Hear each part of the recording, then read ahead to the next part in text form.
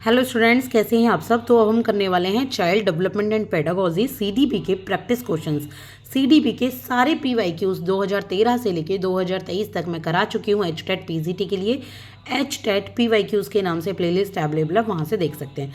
अब ये जो मेरे सीडीपी के क्वेश्चंस होने वाले हैं ये सिर्फ एचटेट पीजीटी के लिए नहीं है, ये HTET PGT, TGT, PRT, CTET या फिर आपके जो DSSB या जो भी आपके टीचिंग एग्जाम्स हैं जहाँ पर भी सीडीपी आता है, साइकोलॉजी आता है, उन सब के लिए हैं। ठीक है, तो जितने भी स्टूडेंट्स हैं जो ये क्लास देख रहे हैं तो याद रखिएगा, अगर आप सीडीपी के क्वेश्चन कर रहे हैं तो कोई भी क्वेश्चन है वो यहाँ से आप प्रैक्टिस करें। डिस्कशन के साथ मैं यहाँ पढ़ाती हूँ बहुत ही कम समय में, बहुत कंसाइज वे में, तो आप यहाँ से इनको पढ़ सकते हैं। तो चलिए स्टार्ट करते हैं। 15 क्वेश्चन हम करेंगे हर क्लास में। ये क्लास है 15 क्वेश्चन दूंगी प्रैक्टिस क्वेश्चन की, नेक्स्ट क्लास में फिर से 15 क्वेश्चन दूंगी। तो पीवाईक्यूज के बाद ये हमारी पहली प्रैक्टिस क्वेश्चन की क्लास है और इनमें से पीवाईक्यूज भी हैं। बहुत सारे ऐसे भी क्वेश्चन हैं जिनमें पीवाईक्यूज भी आ चुके हैं, तो अब ध्यान से पढ़िएगा। चलिए स्टार्ट करें। विच of the following teaching method is not democratic. इनमें से कौन सा टीचिंग मेथड डेमोक्रेटिक नहीं है। डेमोक्रेटिक का मतलब क्या है कि स्टूडेंट की नहीं सुनी जाती, सिर्फ टीचर अपनी अपनी कहता है। ठीक है, तो डेमोक्रेटिक होता है ना, ये जैसे डेमोक्रेसी होती है, प्रजातंत्र होता है, वैसे स्टूडेंट तंत्र होता है। तो ये है lecture method, project method, group discussion या participatory method. Not are democratic, तो नॉट है वो है लेक्चर मेथड। लेक्चर मेथड में सिर्फ टीचर ही कहता है ना अपनी सारी बातें। बच्चों तो ग्रुप डिस्कशन में करते हैं, पार्टिसिपेटरी मेथड में करते हैं, प्रोजेक्ट मेथड में बच्चे इसको डिस्कशन करते हैं और वो डेमोक्रेटिक मेथड होता है। इसके बाद है which of the following is not related to the affective domain of Bloom taxonomy of educational objective. इनमें से कौन सा जो ब्लूम टैक्सोनॉमी होती है, यानी कि जो ऑब्जेक्टिव्स होते हैं ना टीचिंग के, एजुकेशनल ऑब्जेक्टिव, ब्लूम ने एक टैक्सोनॉमी दी हुई है जिसमें उसने 3 डोमेन बताए हैं, कॉग्निटिव डोमेन, अफेक्टिव डोमेन और साइकोमोटर डोमेन। तो अफेक्टिव डोमेन से कौन सा रिलेटेड नहीं है, जो हार्ट से बच्चा सोचता है, जो दिल और दिमाग से बच्चा सोचता है। तो रिसीविंग, ऑर्गेनाइजेशन, नॉलेज या रिस्पॉन्डिंग, कौन सा नहीं है अफेक्ट से, तो जो है वो नॉलेज है। नॉलेज कॉग्निटिव डोमेन में आती है, जो ये दिमाग से रिलेटेड है। ठीक है, और receiving, organization, responding affective domain में आता है। इसके बाद है which of the following is not the level of teaching. इनमें से कौन सा टीचिंग का लेवल नहीं है, ये बताना है आपका। Memory level, reflect level, understanding level या मोटिवेशन लेवल। भाई टीचिंग का लेवल बहुत आसान है, मैंने यूजीसी नेट पेपर 1 में भी ये क्वेश्चन दिए, क्वेश्चन नहीं सॉरी, पूरे नोट्स के थ्रू मैंने पढ़ाया हुआ है, वहाँ से जाकर भी इनको पढ़ सकते हैं। तो मोटिवेशनल लेवल टीचिंग के लेवल में नहीं आता। इसके बाद है learning is an association between stimulus and, जो लर्निंग है वो किसके बीच का एसोसिएशन है, स्टिमुलस के बीच का और रिस्पॉन्स के बीच का। किसका, रिस्पॉन्स। ये भी मैंने यूजीसी नेट की टीचिंग एप्टीट्यूड की क्लास में पढ़ाया हुआ है, वहाँ से जाकर एक क्लास को देख लीजिए, 2-3 क्लासेस हैं, वहाँ से आपकी तैयारी हो जाएगी। इसके बाद है which one of the following teaching method is based on progressive theory. Progressive theory पर कौन सा टीचिंग मेथड बेस्ड है, तो ये है प्रॉब्लम सॉल्विंग। प्रोग्रेसिव थ्योरी का मतलब क्या है, जो बच्चा मतलब प्रोग्रेस करे, जो ये नहीं है कि जो सिर्फ कंटेंट बुक्स में दिया हुआ सिर्फ उनको पढ़े, बल्कि आगे से खुद भी प्रॉब्लम सॉल्व करे, आगे और भी पढ़ाई करें। इसके बाद है which of the following set is correct about the elements of creativity. Creativity के एलिमेंट्स रिलेटेड कौन सा सेट करेक्ट है, फ्रीक्वेंसी, फ्लेक्सिबिलिटी, ओरिजिनलिटी या एलोबरेशन। मतलब अगर क्रिएटिविटी के एलिमेंट देखे जाए, कोई भी स्टूडेंट है वो क्रिएटिव है, क्रिएटिव माइंड का स्टूडेंट है, तो अगर ये क्रिएटिविटी देखी जाए तो पहले उसमें क्या आएगी, क्या पहले फ्रीक्वेंसी आएगी, फिर फ्लेक्सिबिलिटी आएगी, फिर ओरिजिनलिटी या फिर एलोबरेशन। इसका जो सही आंसर है वो है number D.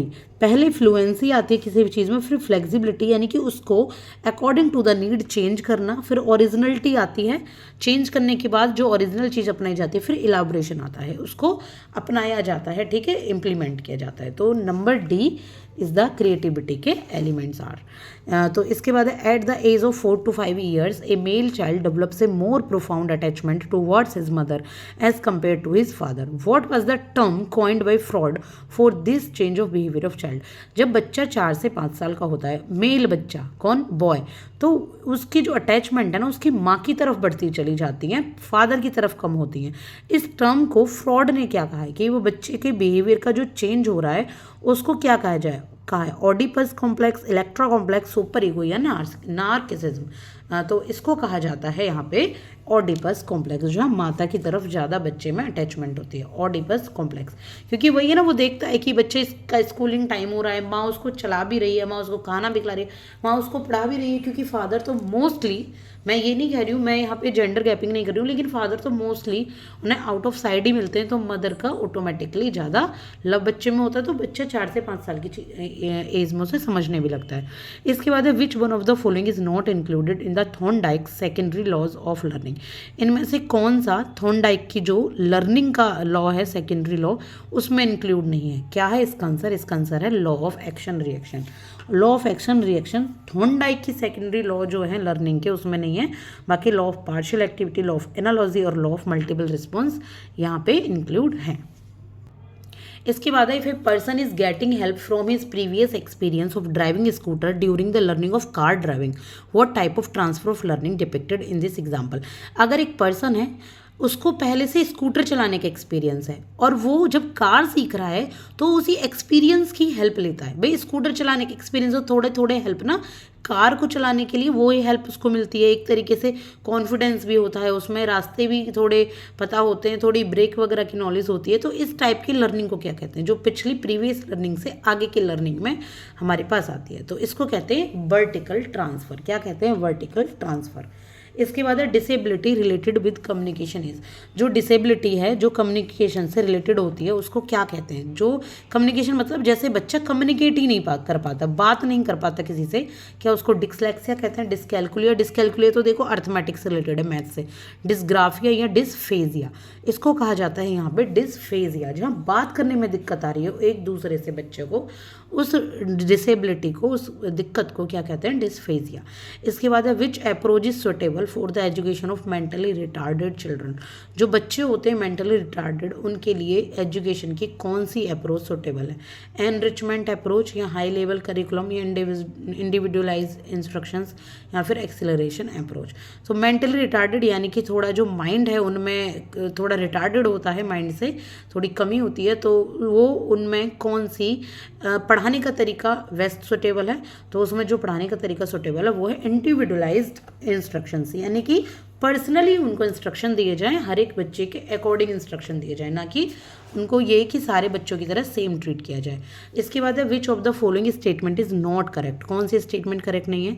Development is a quantitative process, या education is a goal oriented process, learning is a process of behavioural changes, या growth is a biological process. तो कौन सी इसमें स्टेटमेंट करेक्ट नहीं है? उसमें जो करेक्ट नहीं है वो है कि जो डेवलपमेंट है वो क्वांटिटेटिव प्रोसेस है, ठीक है, ये है। या education is a goal oriented process है। हमें नॉट करेक्ट बतानी है, तो आंसर इज नंबर ए कि जो डेवलपमेंट है सिर्फ क्वांटिटेटिव नहीं होती बल्कि क्वालिटेटिव भी होती है। चेंजेस माइंड में भी चेंज होता है, हार्ट में भी चेंज होता है, समझने में भी चेंज होता है। इसके बाद 13 child's specific ability and specific potentiality in particular field is known as. बच्चे को ना एक स्पेसिफिक क्षमता है बच्चे में, एक स्पेसिफिक स्किल्स हैं बच्चे में, एबिलिटी है किसी चीज़ की, किसी एक पर्टिकुलर फील्ड की, उसको क्या कहेंगे? एप्टीट्यूड कहेंगे, वैल्यू कहेंगे, इंटरेस्ट कहेंगे, या मोटिवेशन कहेंगे। उसको कहा किया जाएगा, वो कहा जाएगा बच्चे का एप्टीट्यूड, कि बच्चे का जो एप्टीट्यूड है ये इस तरफ है, खेल की तरफ है, पढ़ाई की तरफ है, ठीक है, एक पर्टिकुलर फील्ड में है, मेडिकल की तरफ है, दैट इज एप्टीट्यूड। जो उसका अपना इंटरेस्ट है, अपनी वैल्यूज, अपने मोटिवेशन सबको मिलाकर ये एप्टीट्यूड बनता है। इसके बाद 14 है हमारा second last, iconic stage of Bruner's is similar to which stage of Piaget's cognitive development. Bruner ने भी एक थ्योरी दी है और पियाजे ने भी एक थ्योरी दी है कॉग्निटिव डेवलपमेंट की, तो इसमें से कौन सा मैच करता है? आइकॉनिक स्टेज कौन सी है? जो ब्रूनर की सिमिलर है और पियाजे की भी सिमिलर है, तो ये है आपकी प्री ऑपरेशनल स्टेज, ठीक है। ब्रूनर ने भी प्री ऑपरेशनल बच्चों के लिए, जो छोटे बच्चे होते हैं, सारी कॉग्निटिव डेवलपमेंट की बात बताई है और पियाजे ने भी बताई है। इसके बाद last question is which one is not related with trade theory of personality. Personality की ट्रेड थ्योरी किसने नहीं दी है? कैटल ने, फ्रॉड ने, आइसेंक ने, या एल्पोर्ट ने। तो जो ट्रेट है उसकी थ्योरी फ्रॉड ने नहीं दी है, ठीक है, किसने? फ्रॉड ने नहीं दी है, बाकी इन तीनों ने ट्रेड के बारे में बताया है। तो आई होप की क्लास आपको समझ आई होगी, आपको हेल्प मिली होगी। नेक्स्ट क्लास में हम करेंगे फिर से 15 क्वेश्चन, 30 क्वेश्चन करेंगे और फिर से 15 क्वेश्चन। इस तरीके से ही हम अपने प्रैक्टिस क्वेश्चन कंप्लीट करेंगे और अपना एग्जाम बेस्ट टू बेस्ट देकर आएंगे। Thank you so much.